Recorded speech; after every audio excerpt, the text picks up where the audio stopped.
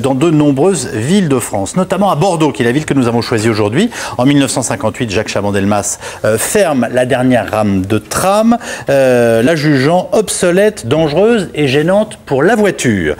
50 ans plus tard, le réseau est totalement redéployé. 200 000 personnes prennent leur tram chaque jour. La circulation a baissé, la circulation routière a elle baissé de 5%. Et l'émirat de Dubaï veut absolument s'offrir son tram.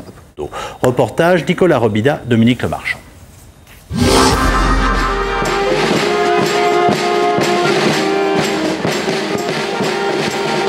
Jour de fête à Lormont. Ce jour-là, les habitants de cette petite ville du nord de l'agglomération bordelaise célèbrent l'arrivée du tramway.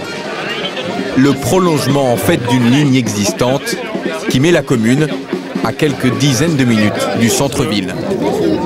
Merci. Merci. Madame, c'est important d'avoir un tramway qui vient Oui, très bien, oui, parce qu'après on ne va plus prendre la voiture, voilà.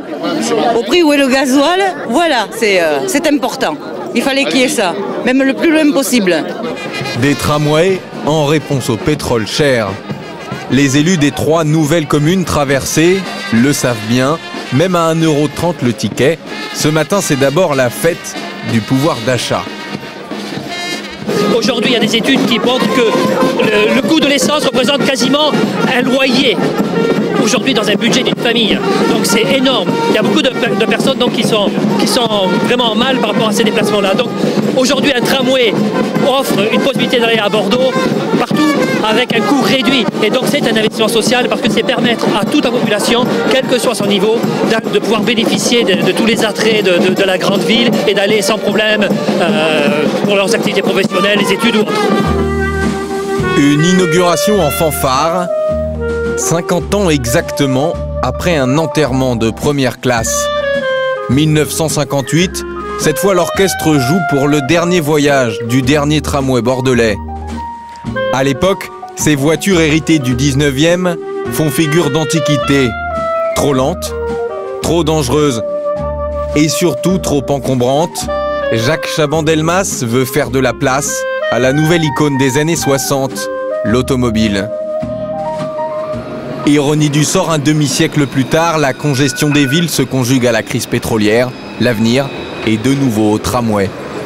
C'est un mode de transport qui est extraordinairement efficace en termes de consommation d'énergie. C'est 10 fois plus efficace de se déplacer en tramway qu'en voiture. Il faut bien comprendre ça, parce que sur le tramway, il y a très peu de frottement. On est en contact rail-roue vraiment millimétrique. Bon, les moteurs électriques sont plus efficaces. Et puis, il y a plus de monde, évidemment, à la tonne transportée dans un tramway que dans une voiture. Et puis, on produit 0 CO2 avec le tramway. Efficacité énergétique remarquable, pas de gaz à effet de serre.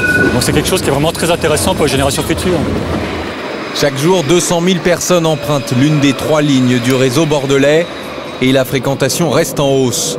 Depuis sa mise en service en 2003, la circulation automobile dans le centre-ville a diminué de 5%.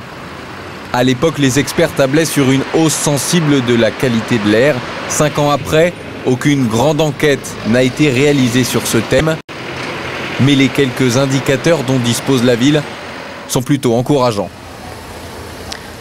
Donc là, nous sommes à la place Gambetta où l'on peut voir un capteur de mesure de pollution de la qualité de l'air. En 2007, une étude a été menée au niveau de la qualité de l'air sur Bordeaux et on a pu constater une amélioration de la qualité de l'air par rapport donc, à cette station de mesure qui a été prise comme référence de 64% sur les oxydes d'azote, enfin sur le dioxyde d'azote en particulier, et une diminution des teneurs moyennes de 20% sur les particules fines. Dernier motif de satisfaction pour la ville, l'alimentation électrique par le sol développée par Alstom sur une partie du parcours. Après des débuts chaotiques, le système séduit désormais l'étranger. Il a été retenu pour le futur tramway de Dubaï. Nouvelle question de téléspectateurs. Le chemin de fer et les transports en commun sont-ils à l'aube d'un nouvel âge d'or? Pensez-vous, Clive et Laming? Je dirais d'abord que on a réinventé le tramway. Eh bien, il reste à réinventer le tramway, par exemple, à air comprimé. Système Mekarski qui existait à Paris en 1901, ça marchait très bien. ou le tramway à lessive de soude, le tramway à gaz. Il y avait des quantités de systèmes de tramway qui finalement avaient un